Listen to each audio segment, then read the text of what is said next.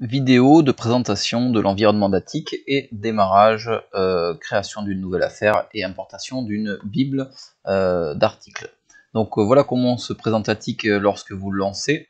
Donc vous avez différentes parties. Donc vous avez ici l'affaire qui est en cours puisque vos affaires seront sauvegardées automatiquement. La dernière sur laquelle j'ai travaillé est la Villa type 4 que l'on étudiera dans un TP suivant. Donc vous avez ici plusieurs menus. Donc la première chose, le premier menu qui va nous intéresser est ici, sélection création d'une affaire. On peut rentrer par cette partie-là et où on peut rentrer également par la partie utilitaire pour créer une nouvelle affaire. Donc c'est ce qu'on va faire pour commencer. Lorsqu'on devra travailler à partir d'un fond de plan, ce que l'on va faire ici également pour éviter d'avoir à tout redessiner, eh bien on peut importer des plans de type DWG, DXF, PDF, images, entre autres. Ensuite, on peut voir le contenu de nos articles lorsque l'on en aura, donc ce sera grisé ici, modifier les prix, créer des variables, donc ça on ne verra pas cette partie-là. Et ensuite, la partie importante, c'est celle-ci, dans laquelle on a deux manières de faire du descriptif ici, deux manières de faire du quantitatif ici, et une manière globale à partir de maquettes 3D, ce que l'on va faire ici, on va utiliser quasiment que le module Q4, mais si on ne veut faire que du descriptif ou du quantitatif avec des minutes d'avant-métrée, on peut utiliser ces deux menus, soit par localisation, soit saisie classique. On étudiera également la partie exportation, édition des résultats pour faire des dossiers professionnels, enfin des rendus professionnels de CDPGF, on verra ça dans un deuxième temps. Et enfin, un outil qui peut être également intéressant, qui est la visionneuse, qui pourrait être fort utile si en projet vous choisissiez de travailler au projet final là-dessus, pour pouvoir montrer à un jury ou à une personne qui n'a pas Attic ou sur un logiciel Attic, vous créez une visionneuse qui vous permet de voir vos articles, voir vos éléments, voir votre maquette, sans avoir Attic d'installer sur un poste, donc ça c'est très utile également. On n'aura pas le temps de l'étudier, mais si vous voulez en savoir un peu plus, je pourrais voir avec vous comment faire. Donc on va maintenant commencer notre nouvelle affaire. Donc on va aller dans le menu utilitaire.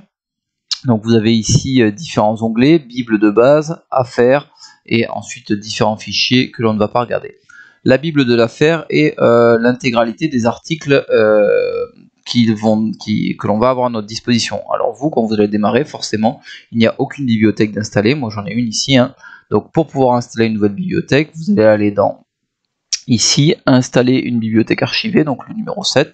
Vous cliquez dessus. Vous allez dans le dossier Attic que j'ai mis à votre disposition. Alors, je ne sais pas pourquoi je ne l'ai pas. Si je vais revenir.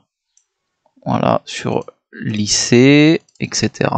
Donc c'est un point WDZ que vous devez trouver. Normalement, vous allez le chercher un peu moins que moi. Voilà. Donc voilà à quoi ça ressemble. Donc moi je vais pas le faire. Si je le fais, il me dit que là, il me dit rien, mais je pense qu'il va me dire voilà. Voulez-vous remplacer la bibliothèque avec celle-ci puisqu'elle existe déjà.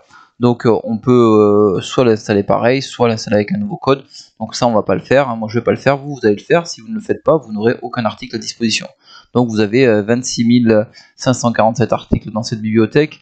La base de prix est un petit peu ancienne, vous voyez qu'elle date d'octobre 2013, mais l'important c'est de voir un petit peu le mode de fonctionnement. Donc notre chiffrage ne sera pas à jour. Une fois que vous avez chargé cette bibliothèque de base, on va passer dans la partie affaires. C'est ici que vous allez créer votre affaire. Donc on va créer une nouvelle affaire, vous a priori c'est vierge également, que l'on va appeler, donc si on regarde un petit peu ce qui vous est proposé sur le tutoriel, on vous propose d'appeler cette affaire par votre nom ici, voilà les différents éléments que je vous propose de mettre.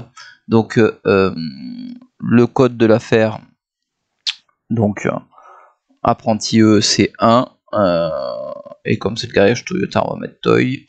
Le libellé, donc on va prendre celui-ci. Et la phase, effectivement, on peut travailler sur plusieurs phases, APS, APD. Nous, on va travailler que sur une phase ici. Et normalement, vous avez maintenant les bibliothèques qui sont disponibles, et notamment celles que vous venez d'installer. Si vous n'avez pas de bibliothèque ici, c'est que vous n'avez pas installé de bible de base, et donc vous ne pourrez pas créer cette affaire. Voilà, donc je crée mon affaire.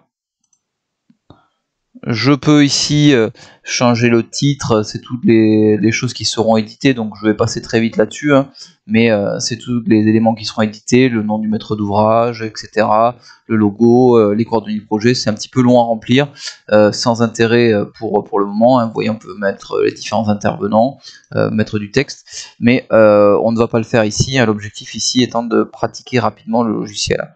En général, quand on est un cabinet de maîtrise d'œuvre, on passe une fois par ce menu-là, on prépare bien son document, et pour un même chantier, on n'y retouche plus jusqu'à la fin du chantier, où on rajoute des intervenants s'il y a de nouveaux intervenants. Voilà. Donc voilà mon nouvelle opération ici. Donc je vais la sélectionner, et vous voyez normalement, quand vous la sélectionnez, apparaître ici l'affaire sur laquelle on travaille, reliée à la Bible. Voilà, donc maintenant mon travail est prêt et je vais pouvoir passer aux phases suivantes que je vais vous présenter dans une prochaine vidéo. Voilà pour la préparation du travail.